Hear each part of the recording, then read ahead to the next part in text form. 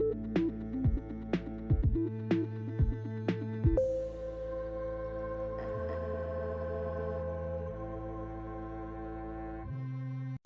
guys, welcome back to Release the Craftin' and another episode of Storycraft. I am super excited because I have decided, completely randomly mind you, I woke up and was like, greatest idea ever, that the month of April is going to be entirely cat-themed tales. Pause for all the laughter. For you guys. And I'm really excited because I found some really great cat-themed stories, and we're going to jump into it with probably one of the most well-known cats, I think, in folktales, Puss in Boots. So I am going to be telling a rendition of Perrault's story, as well as Basile's mixed in there, as well as a little couple of tidbits that I pulled from some older Italian stories that actually predate Perrault and Basile's versions. But I hope that you guys will enjoy this because this story it's something else. So we're going to jump into it right off the bat.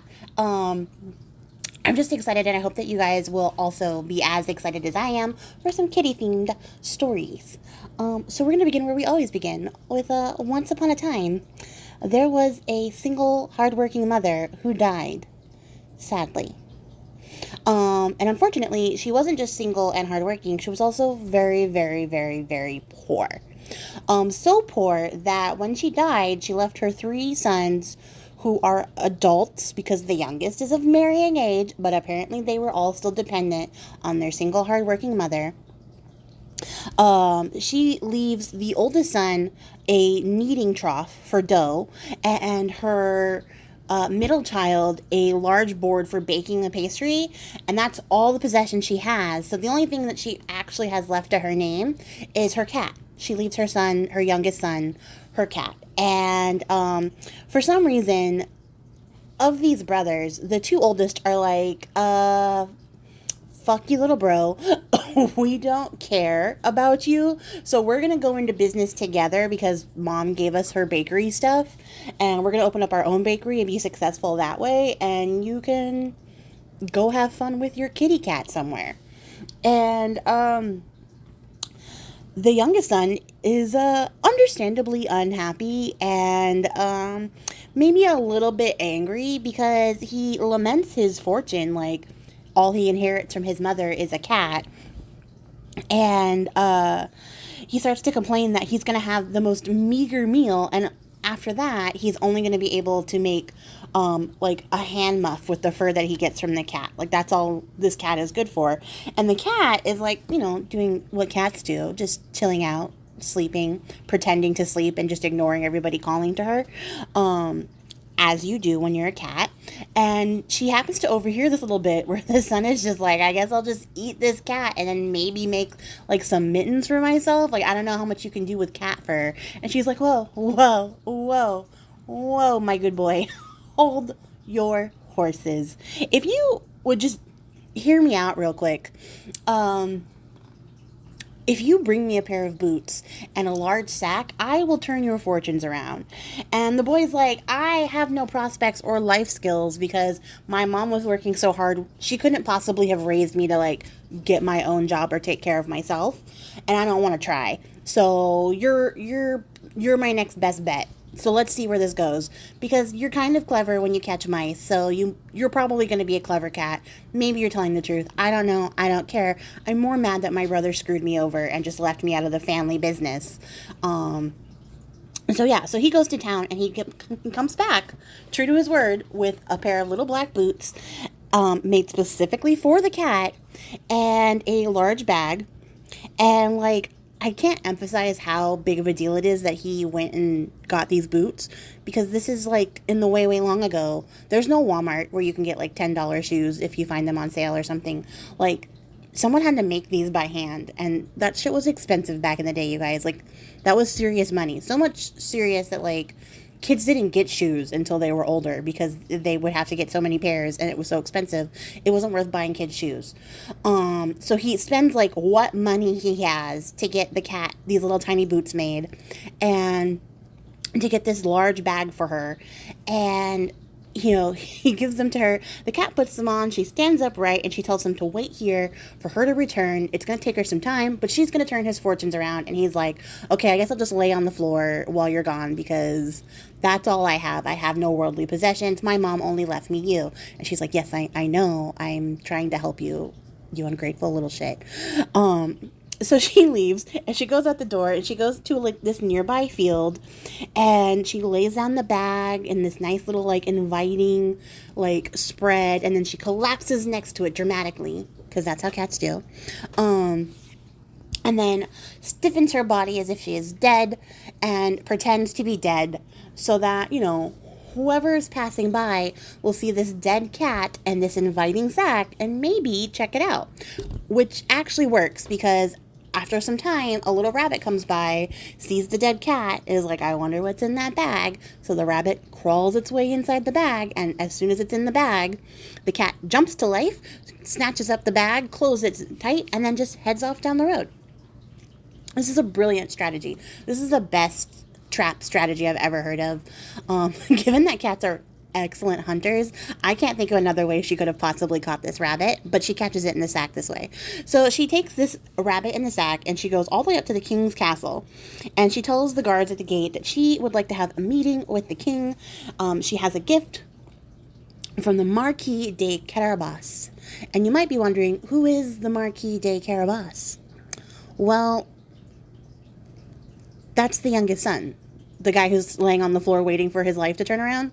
That guy. He's the Marquis de Carabas now. That's what the cat has decided to call him by. So the messengers, they take the cat up to the king. And when the cat gets there, she's super charming. She ingratiates herself to the king, which, like, what isn't charming about a cat walking upright with little tiny booties on that can talk? Like, all I needed were the boots. I would have been sold.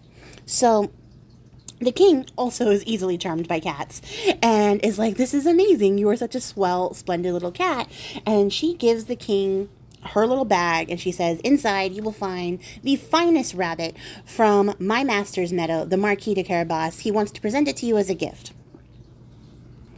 So the king is super impressed. He's like, wow, that's really generous of your master. Tell him my thanks for the generous gift. And she says, I shall. And she leaves with her little bag and goes back out into the meadow and does it again. She lays out her bag. She collapses dead to the ground. And then she waits.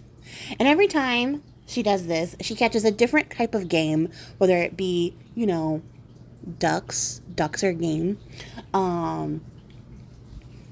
I don't know, a badger. What lives in fields, you guys? She just goes on and on and on, catching various types of game.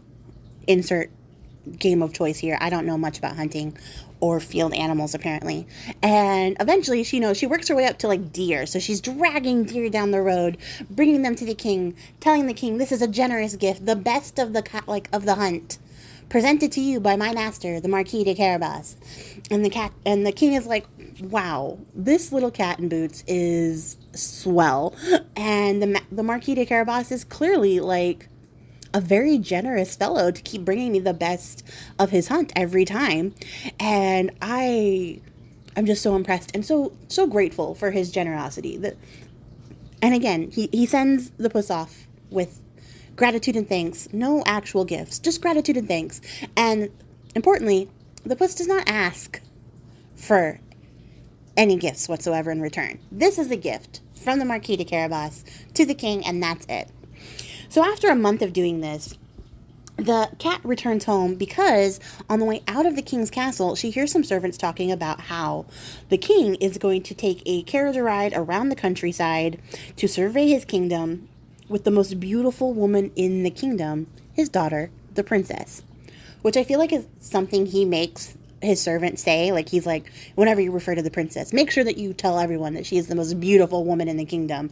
And it's not like just a non-biased, observation of her beauty. I feel like this is something the king makes people say so that the princess constantly hears that she is the most beautiful woman in the kingdom. And, I'm okay with that. I'm okay with the dad who loves his daughter so much that he makes everybody else, like, hype her up. But the cat hears about this on the way out of the kingdom, or out of the castle, and goes back, to her master, the Marquis de Carabas, aka lonely boy laying on the floor, and tells him, you need to go take a bath. You need to take a bath right now. Get off the floor, because you stink. Surely, if you don't even have the wherewithal to work, you clearly need a bath. So you're gonna come outside with me. We're gonna go down to the lake, and you're gonna take a bath right there. And the guy's like, okay, I guess so. Whatever you say, lead the way. So he follows the puss out to the lake by the meadow, the infamous meadow where all the game go. And, as soon as her master gets into the water and starts to bathe himself, she snatches up his clothes, hides them away, and then just waits. So now we have naked boy in the lake, naked man, he's of marrying age, and we have the puss just waiting, and along the roadside comes the king's entire caravan with his carriage and everything. So when she sees the king's carriage, she runs up to it and she's like, help my master, please. And the king looks out the window and he sees, hey, it's that little charming cat who brings me gifts. So he stops the carriage and he's like, I gotta find out what's happening. This poor little cat is in distress and I love this freaking cat. So when he pulls over and he asks the cat whatever's the matter, she says, oh, my king, you won't believe this, but some thieves came and stole my master's clothes while he was bathing, and they ran away even though I kept calling out, you thieves, you thieves. They just left. They left. They took the clothes and they left. And the king's like, wow, I wouldn't believe that if it was coming from anyone else but you. But you are such an honorable, noble, charming little kitty cat that of course I believe this story. It doesn't sound made up at all, because why would a rich guy be bathing in the lake? I don't have questions about that. I'm here with you. In fact, you've been so generous to me, Marquis, that I'll let you borrow one of my suits. So the young man comes out of the water, he puts on one of the king's suits, and he fills out the suit so splendidly that the king is like suddenly aware of how attractive the Marquis de Carabas is. Which, read into that however you will. The king's like, you're a whole snack. Why don't you ride with me while we go around the countryside? Now, you might be wondering, what does the princess think? Well, I'll tell you. The princess takes one look at the Marquis de Carabas, and she's like, that is the most beautiful man I've ever seen in my life. And as the most beautiful woman in the kingdom, I only deserve the best. Instant love match. So she is head over heels, and she's like, super excited that her dad is like, what a good looking man, come ride with me. She doesn't read into that at all. She only has eyes for the Marquis. So the Marquis joins the king's carriage, and the cat is like, let me escort you to our castle. And you might be wondering, did the cat also catch a castle in the field? No, but she's working on that. So the king is like, lead the way. So the cat runs to the front of the caravan. She says, follow me. And she takes off running. Mind you, this is a leisurely ride through the countryside. So they're not nearly as enthusiastic as her. She has the zoomies. Don't even worry about it. They know she's going to come back. And that's what she does. She runs way ahead. Then she comes all the way back. So they never actually lose sight of where to go. They just enjoy their leisurely stroll while the Marquis just listens to the princess jabber on. And the king talk excitedly because they're both very excitable people. And the Marquis, who remember is the son of a dead baker, has nothing to add to this polite conversation, so he just listens politely and compliments everybody occasionally because he doesn't know what else to do. So you might be wondering, what is our Puss in Boots doing while she's running ahead and running back and running ahead? Well, what she's doing is threatening everyone she comes into contact with. And that's not hyperbole. She's literally doing that. Anytime she sees peasants working the fields, the land, tilling farms, doing peasant work, whatever they're doing, if she sees people working, she says, if the king stops here and he tells you, hey, who owns the land that you're working on? You tell the king it's the Marquis de Carabas, or the king himself will cut you up smaller than the herbs for the pot. And that's very small. You have to chop them very fine if you're making soup. So all these people are a little bit shook, and they're like, oh, so the king is going to murder us if we don't say the correct key phrase when he passes by and asks us a question. Noted. So every time the king's caravan would roll by, he'd be like, what a fruitful field. Who owns this land, good people? And they would say, the Marquis de Carabas, my king. And he'd be like, what? Wow. What a great farm you have. And they would move on. He'd see a field of wheat and people out there trying to scythe it down. And he'd be like, oh, who owns this land, good people? And they would say, it's the Marquis de Carabas, my good king. Please don't make us into soup herbs. And the king would just continuously be impressed. And the Marquis would have nothing to add but a shrug. And they would carry on with their pleasant journey. So this carried on a couple of times, which, all these little stops so the king has to stop and admire everything, gave the cat some time to map out her destination, which was a castle off in the distance, which happened to be owned by a local ogre. So this time, instead of just running ahead and running back, the cat put on all of her cat speed, full speed ahead, and she takes off to the castle because, it's the only castle in the distance. They're going to eventually get there, one way or the other, if they continue on their path. She doesn't have to guide them anymore. She takes off. She runs up to this castle as fast as her little kitty feet will carry her. I imagine she goes into speed mode, stops running on two legs, and goes all the way down on all fours so she can take off at a speed. She gets there.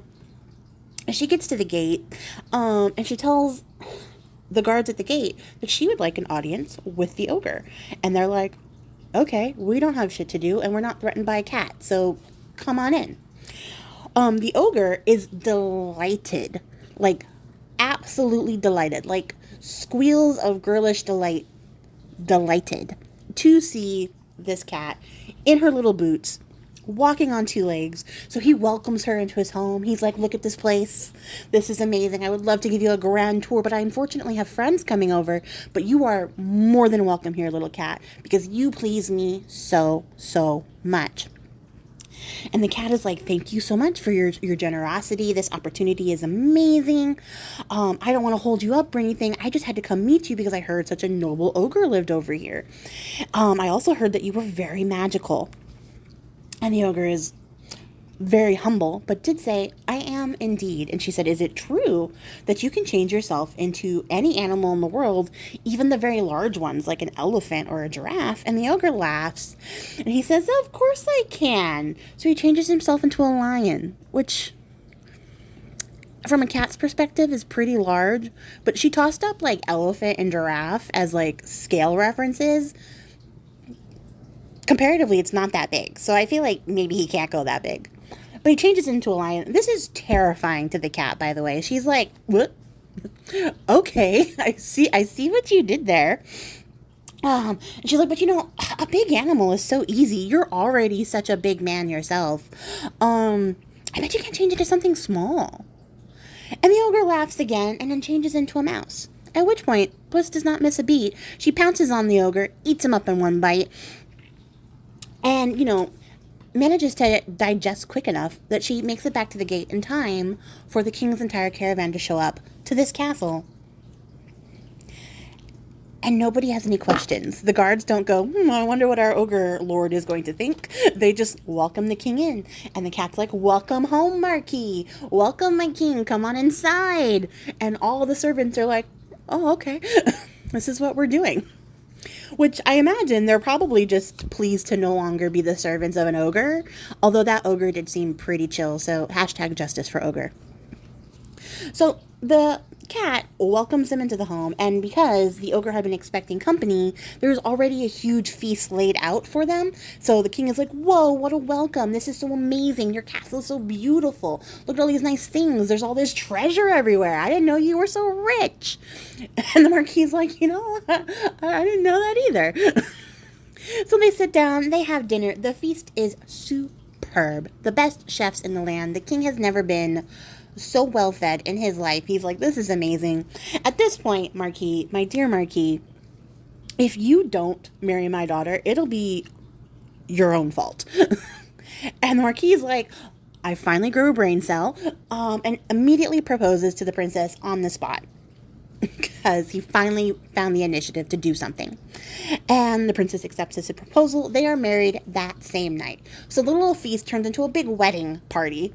And I'm sure the people of the castle were a little bit surprised, but they carried it out like good sports. And it turns out the Marquis and the princess actually got along very well, and they were very happy together. They lived in that castle.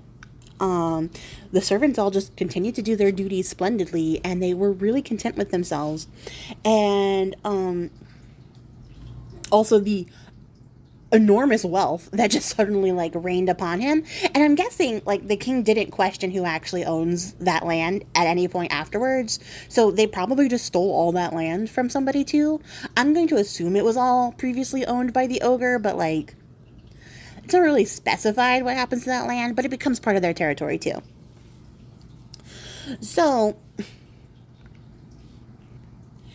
in return for this wonderful gift that Puss in Boots has given to the Marquis, they make her a lady of her own plot of land, and she never has to chase another mouse again in her life unless she wants to.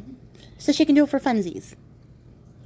Because, you know, for cats, murder is funsies. So she gets to live, you know, a happy, healthy life as a little fat kitty cat, just, you know, enjoying her days with her own servants in her own place. And, you know, whenever she goes to visit the Marquis, she's welcomed graciously by him and his wife, and so graciously that one day the Marquis is telling her that he is so pleased with the change of his fate and all the things that Puss in Boots has done for him, that when she dies, he's going to have her body kept in a fine silver casket and kept in his room so that she can be with him always. And she's like, oh, that's so sweet. That's really actually really nice of you. And then she remembers that this is the same boy who laid on the floor and waited for her to come back. So she's like, I don't know if I'm going to take him at his word, though. So doing what she does best, our little Puss in Boots finds herself a nice spot on the floor to fall down and become as stiff as the dead because playing dead is her like clutch power move. And she does it so effectively that when the princess finds the cat dead, she calls out to her husband and she's weeping and she's like, this is so tragic. Your clever little cat has died. And she tries to comfort the Marquis and she's like, I'm so sorry for your loss. And the Marquis says, devil with her. Take the cat by her leg and throw her out the window. Which, like, fucking ungrateful. Oh my god. Like, out the window, sir? Out the window. So I imagine his wife was shook, but not nearly as shook as the cat, because she jumps back up to life and she's like, I knew you were full of shit, you ungrateful little toad. And in addition to cursing at him, she also goes out to tell everything that she ever did for him, including all of the lying, the thieving, and the ogre killing she did for him in front of his wife. So she's getting the whole rundown about how everything that they're living on is built on a lie. And then she tells him that his face isn't even worth being spit on, which, like, savage. And she puts a curse on everything that he got from her work. And she runs away from the castle to never be seen again. So after this point, the story doesn't actually specify much. Like, everyone's just kind of like, whoop, and they're all in shock, and the cat is gone. It doesn't tell you much about what happens afterwards. I like to think that once she heard all the lies that her beautiful-faced husband has, like, been a part of, and all the advantages he took of this poor little cat that she was upset about, but he was not, when she thought the cat was dead, I like to think that she went to her father, the king, who also loved the cat, and was like, I've married an imposter and he's cruel to animals. That little cat suffered so horribly by him. And the king was like, marriage annulled. I don't care how beautiful his face is or how well he fits in my clothes. And I also like to imagine that afterwards our clever little cat ran away to live as Clever Gretel's witchy familiar, and lived comfortably and much more appreciated than that little ungrateful toad ever could. Because it's the end of the story. And if you made it this far in the video, I appreciate your faces. I hope that you enjoyed that. There's a couple different versions of this with like different beginnings and endings, but it's essentially the same story. It's actually a pretty common type for like the Arns Thompson Uther types. or of like an animal helper, I think is the actual name of the category. And they all kind of have similar beats, but I like this one the best, and I think this is the one that persists the most. And of course, like Shrek made Puss in Boots very popular, and that's kind of where you get like the connection that Puss in Boots is an ogre killer, because in the story, like the original tale, she did kill an ogre. Very cleverly. And I really love this little cat. I love her tenacity. And I love that, like, she either obtained things by trickery, lying, or, like, threats, deadly threats to everybody she came across. I think it's brilliant. I think it's very in line with, like, the nature of a cat. And I just love the story. So I hope that you guys loved it, too. If you did like it, don't forget to like the video. And if you want to suggest a story you would like to hear in this series, leave that in the comments below. But until next time, guys, happy crafting. I'll catch you on the next one. Bye!